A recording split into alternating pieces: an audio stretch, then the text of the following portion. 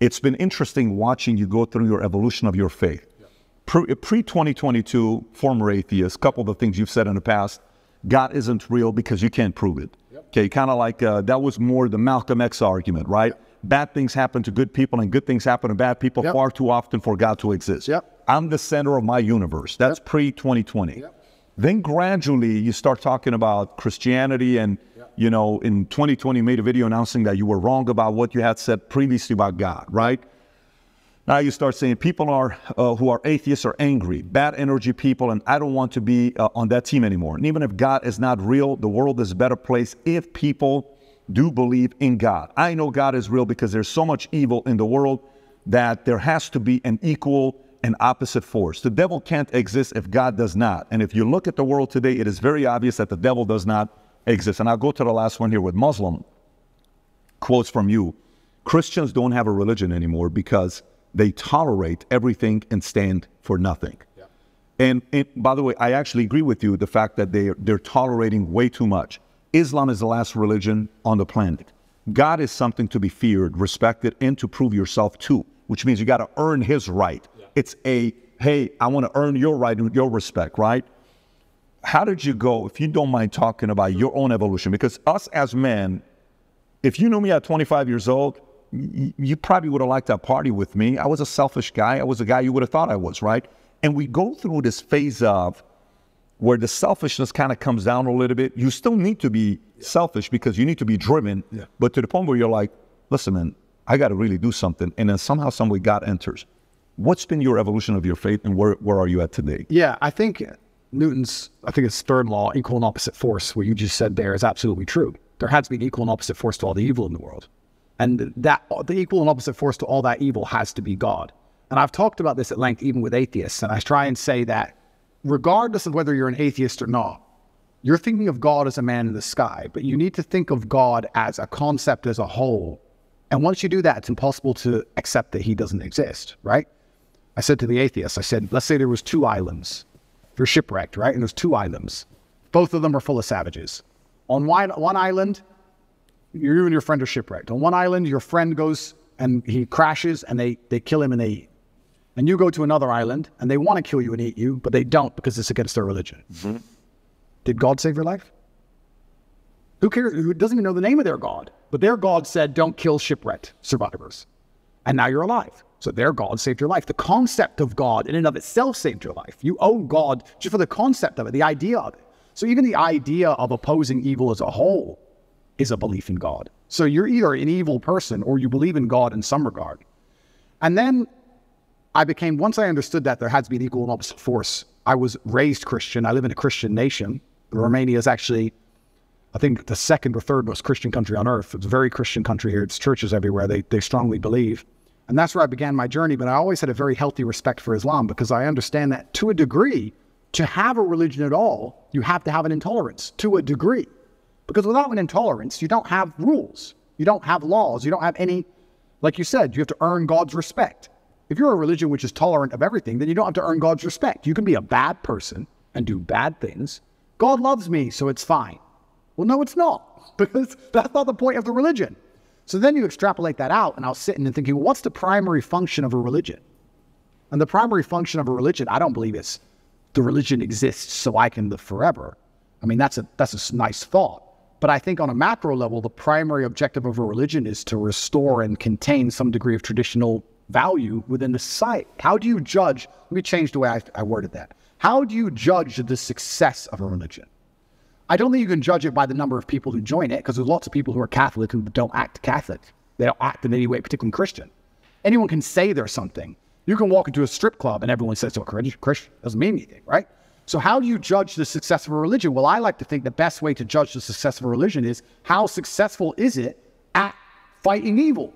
How successful is it at preserving the morality of a population in X parameter, in X geographical area? So when you look at it from that way, you can't say that Islam isn't the most successful religion on earth. It's the most successful in regards to opposing evil. It's the most successful in regards to opposing its differing viewpoints. It's the most successful in regards to having people act within the limits and the confines of what it finds to be moral and good to God. It's the most adhered to. It's the most feared. It's the most respected in most forms. And then also I'd like to think... I would say it's the most feared. Yeah, it's the most feared. But what is respect without fear? Do we respect men we don't fear? If there's a man who could do absolutely nothing to you on any level at all, you might be nice to him, sure, because we're not bad people. But would you really respect him? If you could take his chick in front of his face, set his car on fire, and he wouldn't do a thing, you wouldn't respect him. You might be nice to him because we're not bullies, but you wouldn't respect him. Respect and fear are linked. They're not always the same thing, and you can maybe have fear without respect, but it's very hard to have respect without fear. And also, I heard someone say once that we see the world as we see ourselves. If you're a thief, you think everyone's a thief. If you're a liar, you think everyone's a liar. And I kind of agree with that. I understood that. I also like to think we see religion as we see ourselves.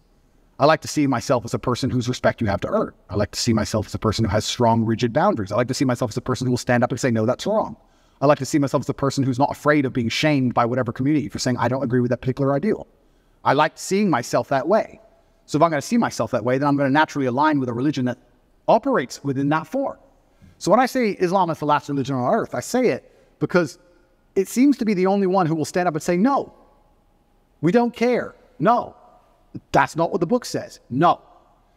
I was raised Christian, and Muslims as a whole, we have no problems with Christians. None at all. I don't want anyone to think I'm anti-Christian and like I dislike Christians. We don't have a problem with Christians. We believe in a lot of the same things. We believe in Jesus. We put more respect on the name of Jesus than most Christians do. I just don't like the idea of people saying they're a Christian and saying, but because I'm a Christian, I can do whatever I want and throw all the rules away and none of it matters. Because once you have that level of tolerance, you no longer have a religion. Islam seems to be the last religion left with parameters. If you don't have parameters, you don't have a religion at all.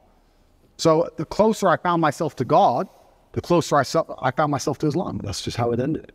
And Andrew, speaking of fear, one could argue that Islam these days, certainly in the last 20 years with the war on terror, they've also been the most vilified. Absolutely. Right? So, you know, everything that we've seen happen with extremism and everything that's going on all over the world, how are you grappling with that? You've been a Christian for years now, Islam, everything. And you know what, that's such an interesting question, because when I was younger, especially when I was an atheist, I would sit and think, people are really doing terror attacks and doing all this crazy stuff because, you know, they're upset over a cartoon. That's so stupid. And nobody should kill. Nobody should kill. Charlie Hebdo. Nobody should kill anybody. Nobody should kill anybody. I'll make that very clear.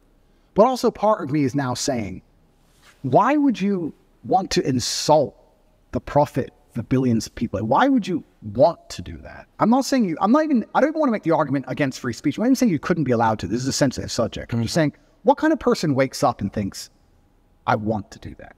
I don't know. I just don't think that's a healthy mindset. Like when I see these Satanists, and they're, especially in America, and they're doing, let's keep it on Christianity, these Satanists, and they're dressing up Jesus as gay and all this stuff, like, that's not done in any kind of good faith. There's no good reason to do that. That's done with genuinely malicious intention. And what kind of people want to do that? And then the answer by extension is, I thought America was a Christian country. So how can you have a Christian country where the prophets of the religion are mocked to the highest possible levels within the confines of the country and it's promoted? Is that a Christian country?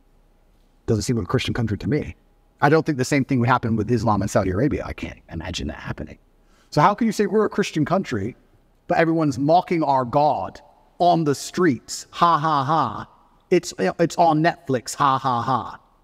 That's not a Christian country to me. So if you're not a Christian country, then where's the religion? The religion's supposed to enforce certain boundaries. You're supposed to at least show it respect, you know? And it's also kind of interesting because in Christian countries, there's more respect for Islam than there is for Christianity.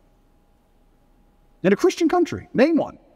They still don't do it with the Islamic prophet. Why do you think that is? It's too much smoke. It's just not worth the heat. Because people believe. And I'm not advocating for violence on any level.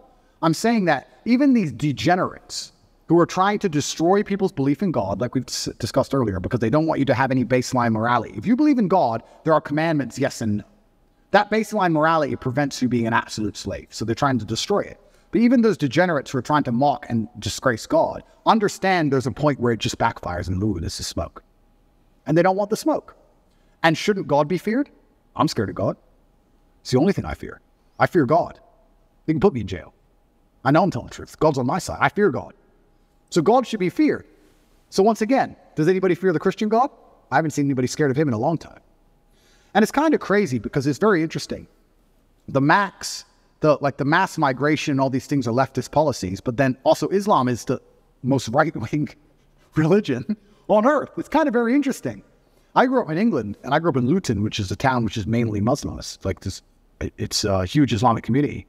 And there was a bunch of English people who were complaining about there's too much immigration, we're losing our culture. And I understood their point absolutely. But these are the same people complaining about all the left-wing LGBT in schools and all these issues. And I was like, the only allies you have against this are the Muslims. They're the only allies you have in any of this. The Christians don't protest against any of this stuff. The Christians don't. There's very few Christians who will get up off their ass and complain. In fact, I saw on Twitter yesterday, one of the churches was lit up in rainbow. I have nothing against gay people. I don't care. And that's actually another point I want to make into about this thing. I think most people don't care, and I think that bothers them. Have you ever had an argument with a girl, and she's like stropping around the house, she's huffing and puffing, and you just don't give a shit? So she has to keep upping the ante till you eventually go, what's the problem? Because she tried the low-level stuff, and you didn't care. I kind of feel like this has a remnants of that. I'm gay. Cool. I want to get married. Fine. I want to wave my dick in your kid's face. Whoa, whoa, whoa, whoa, whoa. It's like, whoa, whoa, whoa, whoa. I feel like they tried to annoy us, and we're like, we don't give a shit. Do whatever you want. Be a person. We don't care. Point. And now they're like, okay, well, we have to get to a limit where they have to react. Yeah. We want attention now. We want them to care about What's the right move on that? Well, that's the point. You know, it's difficult because there comes a point where you simply have to address it. So you have to oppose it. And this is, sorry to interrupt you, but this is why they're so careful and so clever with what they do. They package it all together. LGBTQ. I would argue, I don't know what Q is, firstly. Sorry, I don't know what Q. Questioning. Q. All right. I would argue that G and T are very different things. Beyond. A gay man and someone who's chopped the dick off are very different things. Completely. So they package it all together. So now, because the spectrum of your enemy is so large, you have people who are fully this way. Mm-hmm. You have people who we accept and are normal in society. We have no problem with gay people. And they put it all together. You're an enemy of all these people. And they complicate the argument and they mix it all together. And now you're a bigot. And really, you just want your kids to be left alone. Really, you just want to leave the children alone. Of course. All you want to do is leave your kids alone. And then it's like, okay, I'm now raising children. I have more children than most people would believe. How do I protect my children from this insanity? God. Which God can protect my children? Allah, Islam. I'll move them to Dubai or Saudi Arabia, and none of this will happen. Can I trust a Christian nation? Some of them. Romania is a Christian nation, and to a large degree, they oppose quite a lot of this stuff. But they're also NATO, and they're also EU, and they also rely on bailouts and grants and money. And on a long enough time frame, even in the 7 years I've lived here, I have watched certain attitudes change because money buys influence and power. So Andrew, not to cut you off, how much of you converting from Christianity to Islam is actually the belief in God versus the societal pressures that are facing children? Because it seems like it's a little bit of both. For you to believe in God, you have to respect him. How can I believe and put my life in the hands of someone I don't respect? And I'm going to respect a God which is feared. Yeah, but it's a vertical relationship, right? It's not a horizontal. If you base it horizontally, they're going to disappoint you.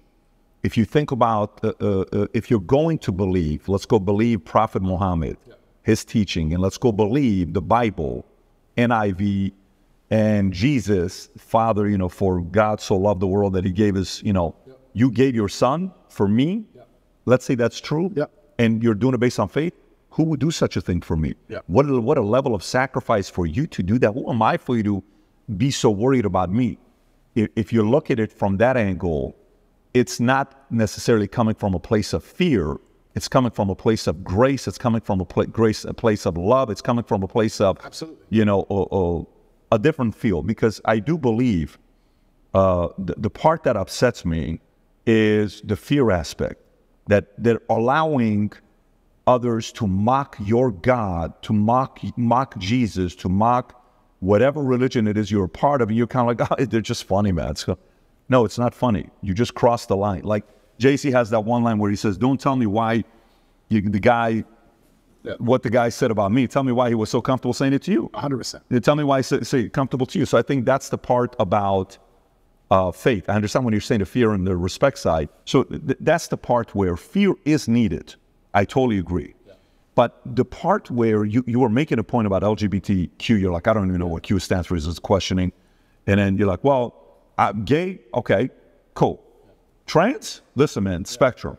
And he said if we were to say which religion's the far right, it's going to be Muslim. Totally get it. They're on the far right. Christian today is kind of going center left today. You know, like they're kind of being soft right now. Okay.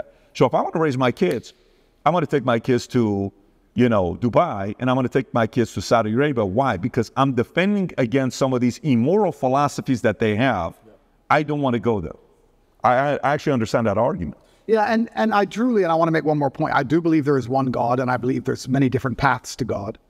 And I'm not a religious scholar, and I'm not an expert on Islam. I'm doing my best, and I'm reading the Quran as often as I can. And it does say that Christians on the day of reckoning will see how close they were to the truth. And we are allies. We are not enemies in any regard, Christians and Muslims. And I do believe that the idea of Christians and Muslims shaking hands and saying, let's put an end to a lot of this garbage would be fantastic. I'm not anti-Christian in any regard.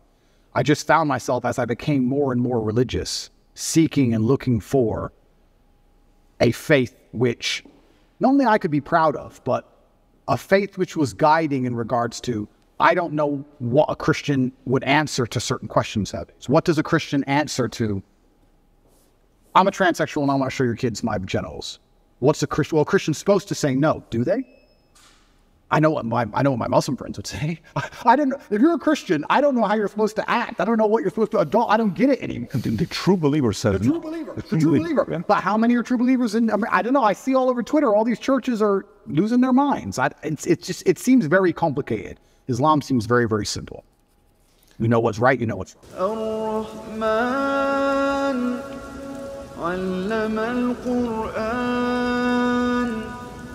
خلق الإنسان